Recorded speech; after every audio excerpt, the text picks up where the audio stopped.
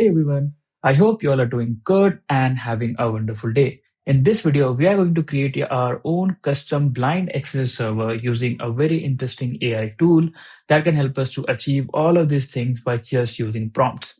But as always, before diving deep into this video, if you haven't checked out my previous video, then go ahead and check it out. The link is given in the description as well as you can see it at the right side of the screen. And now, with that being said, let us get started.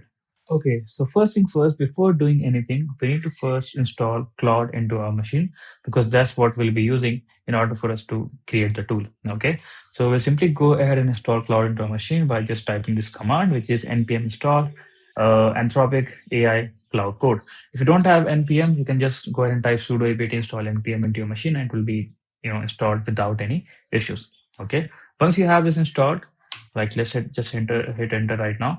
So let's just wait a few seconds. So once it is installed, we need to install another interesting AI tool that is going to help us to manage all of the backend part very easily when integrated with Claude or any other application. So let's see what that tool is. Okay, so the tool that we're going to use for this particular video is insforge. So insforge is basically a backend platform designed to work with AI coding agents like Cursor, Cloud, Codex, VS Code, and all those things that can help you to create backend applications, and deploy it directly through prompts without having any issues at all. So basically, you can simply just integrate this tool into your AI agents like Cloud, VS Code, etc., and which for this video will be using Cloud Code. And we can simply give it a prompt that okay, create this web application. It's going to create that application and it's going to automatically deploy that application onto their server. Even if your application contains a lot of databases management, authentication, authorization, all of these things can be easily handled by insforge. So you just need to give it a prompt and it's going to do the magic for us. Okay. And if you go ahead and check the pricing, it's actually not that expensive, to be honest, because even in the free version we are getting a lot of things like 500 MB of database size, 5 GB bandwidth, 1 GB file storage. So it's good for us when we are creating a Blind XSS application. But if you want to scale it further, if you want to create more crazy applications, then you can go ahead and check out their premium pricing as well. It's not that expensive. You can see it's $5, it's $20 a month, and you're getting a lot of values. So definitely go ahead and check out insforge.dev. It's one of the most interesting tools that I have recently came across with. And let's try to see that how we are going to use this particular tool to create our own particular server. So let's quickly go ahead and check it out. Okay, so before integrating insforge into Cloud, let's try to set up the Cloud first so that we can use it properly. Okay, so we'll just enter Cloud. Okay, and we can select the dark mode. And here you have the option to choose which type of account you're going to use. Okay, so I'm going to use this Cloud account with subscription because I have the subscription for Cloud. Okay, in case you don't want to go for a premium method, you can simply go ahead and install Codex, which is now freely available by OpenAI. So you can go ahead and check that. There are some other tools as well, for example, the agents in VS Code and all. So you can go ahead and try that as well. I'm going to go ahead and use Cloud. So let's try to go and select the first version. And here it's going to take some time and we'll have this particular URL. Okay, so you can simply go ahead and copy this URL, and then you need to authenticate with this URL. So I'll just copy this, open it in a separate tab. Just wait for a few seconds and click on authorize. And this is the code that we have. We're going to copy this code and we will paste it right over here. Hit enter. And as you can see, we are successfully logged in without any issues. Hit enter again. And I'm going to just exit out of it right now. So once Cloud is configured, the second thing that you need to do is you need to go to insforge and then you need to create an account of yourself over here. Okay, I already have an account, and as you can see, I'm already logged in. So I'm going to go ahead and click on dashboard. And here you need to create your organization. So I already created a free organization over here. I'm going to click over here and we'll try to create a new project. We'll name this as Blind XSS. Okay, and click on create project. And as you can see, we have the project successfully created. So now what we need to do is we need to install insforge for our AI agent. So over here, we'll be using Cloud. So I'm going to select Cloud Code. And this is the exact command that you need to copy and paste. So we'll simply go ahead and copy this like this. Copy it here and simply paste it. Let's wait a few seconds. Select Y, hit enter. So as you can see, it is getting installed. We'll wait for a few seconds. Okay, so as you can see, insforge has been successfully installed into our machine and it has been successfully integrated with Cloud Code. So the next step is that we can simply click on this next button here and we'll try to test out insforge using this particular prompt. So let's try to access Cloud first. But before that, I'm going to create a new directory, make directory. We'll name this as BXSS. Go inside this directory, clear it out, and we'll go ahead and type cloud, hit enter. And yes, I trust this folder, and here we are, right? So we'll simply go ahead and copy this prompt given by the platform, paste it right over here, and let us see that if it has been successfully installed or not. So we'll wait for a few seconds. Okay, you can see it says that it doesn't have the access to insforge MCP tool. It's trying to execute some commands, so let's allow that. Okay, so you can see it has given us some issues here. Setting reference, but there's no MCP file. Let me just mention this that I have installed this MCP server using npx, and this should fix this particular error. So let's wait.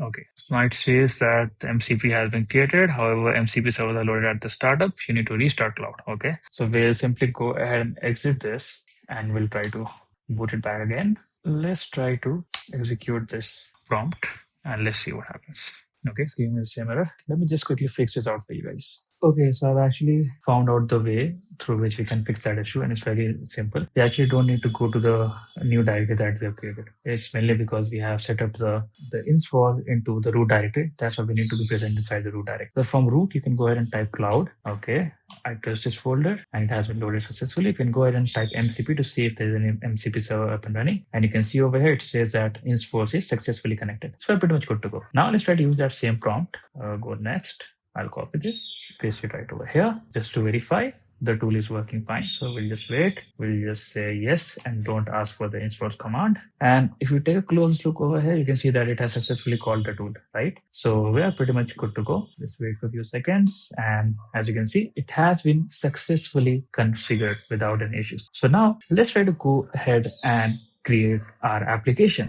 Okay, so now let's try to go ahead and create an application over here. So we'll simply give it a prompt as I've told you. So let's say create a web application that can help me to find blind XSS. Okay, then we'll give it some more information. The interface should have two options. Generate. This will generate a script.js and will give us endpoint where the script is running. Also, it should suggest some common XSS payloads with the script link inside it. Okay. Then a second button will be, the second interface will be to see the host. So we'll see host. This is where we will see the infected applications by our script. As simple as that. We'll give it some more information. The script should, let's say the script should give details about the cookies. Okay, then screenshot should take a screenshot. Let's mention that should take a screenshot, the IP address, and other interesting details about the intended application. Okay, and at the end we can simply mention this that this is just for educational purpose. Okay, and we'll mention that you can create a React based application because that will be much fast. Okay, React, and this is pretty much it. Okay, deploy the app on the public URL and let me know how to access it. And this is pretty much it. Okay, so let's go ahead and hit enter and let's see what it will do. And now it will automatically call all the necessary tools given by the insforge and it's going to deploy everything over there. So this is pretty much it. This is pretty much what we have to do. So I'll get back to you once the application is deployed and we'll see if the application is working or if we need to fix some issues. Okay, let me just keep it as it is and I'll get back to you soon.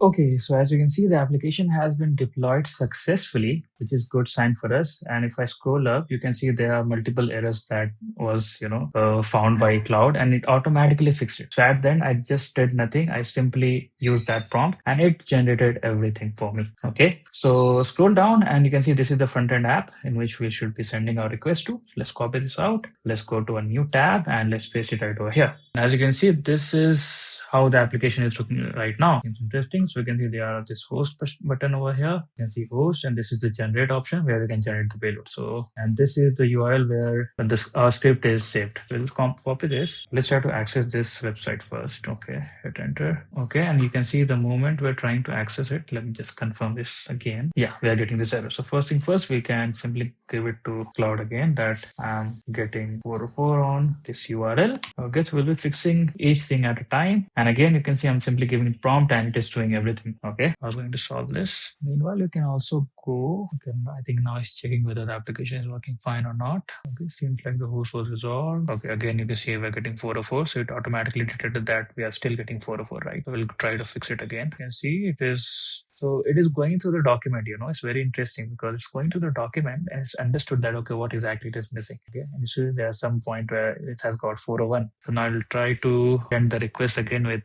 the JWT token, I think. Let's see, because even if this works, we don't want the application to use JWT token to just get the script file, right? So, these are again some of the things which concludes that even if you're running AI agents, you need to be in the loop so that you can understand what exactly is going on. AI is like reducing 95 to 96% of our task, but there are these last 4% where you need to actually understand what exactly is happening and you need to fix the issue in case if AI is going to a wrong path. Let's see how it's going to fix it. I think it has fixed it. Let's from this because I can see that here it is written 200. Okay, just a nice sign.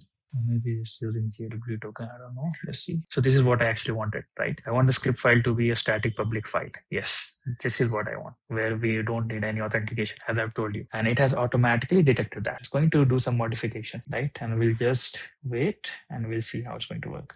Okay, so deployment is done. Now just sleeping for 20 seconds and it will just print done. So right now we're just waiting for 20 seconds. That's it. And we'll see if it is working or not. So seems like this is working. Let's try to first access the script file. We'll go here.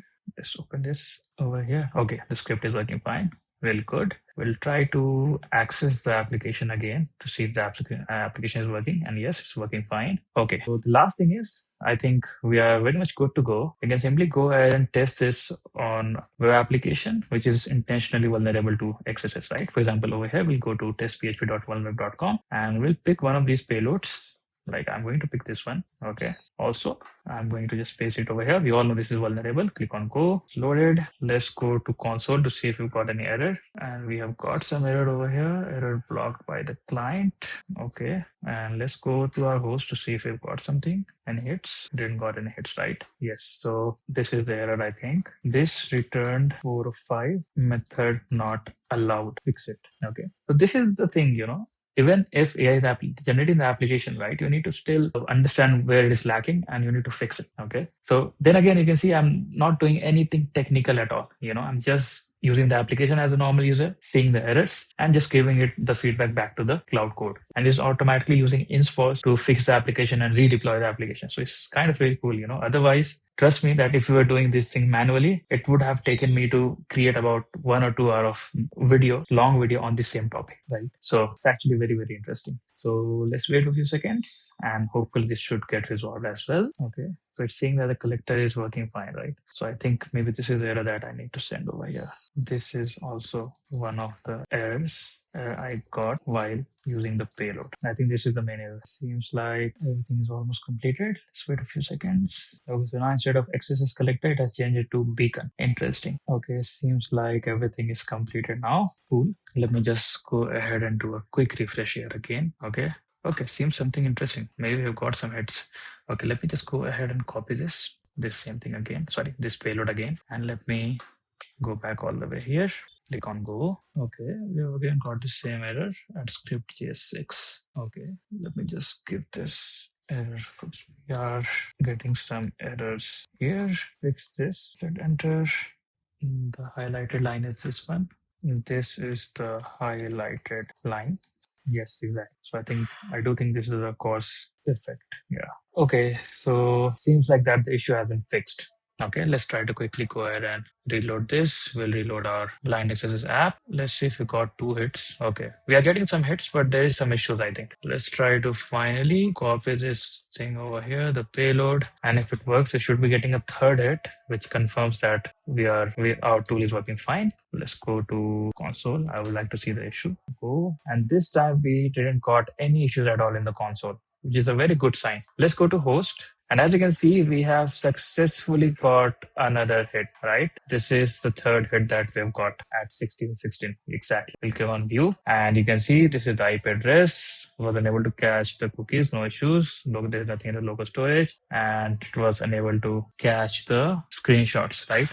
We can go ahead and simply fix this as well. We'll try to see. Let's first of all see that whether any one of these have captured the screenshots. Not really. We can simply go ahead and tell it to, we'll simply say this. So basically now our tool has been created. We're just trying to refine it to its utmost level, you can say. So let me just get it fixed and we'll see how the final version is looking like. Okay, so as you can see, the fix has been applied and hopefully this time we should be seeing the screenshots as well. So let's try to go back to http test.php.vulnerable.com. We're going to use the same payload again. This one script tag, just copy this out, paste it right over here, click on go. Okay, as you can see, nothing happened. Just go back to Blind XSS application, click on host, and you can see we've got something right over here. And we have also got the screenshot over here. So we can simply go ahead and attempt to check it. Okay, so let's try to click on view. Let's go to screenshot. Okay, let me just do a quick refresh. Okay, I think this is where we've got the screenshot. Let's go ahead and check it out. And here it is. And as you can see, we have successfully got the screenshot